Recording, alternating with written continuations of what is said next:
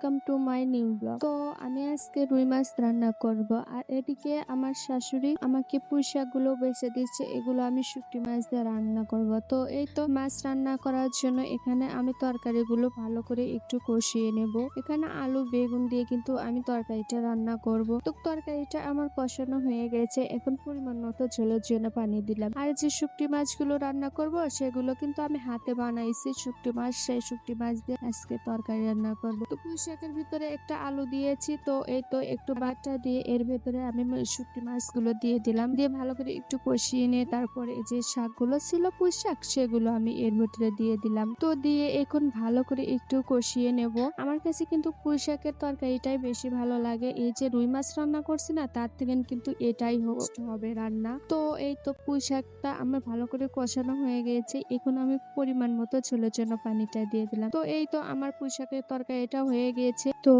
তো আজকের ভিডিওটা কেমন হয়েছে সবাই কিন্তু জানাবেন, আর আমার ভিডিও ভালো লাগলে লাইক কমেন্ট শেয়ার করতে কিন্তু ভুলবেন না। আর আজকের ভিডিওটা এই পর্যন্ত, ভালো থাকবেন সুস্থ থাকবেন, আল্লাহ হাফেজ।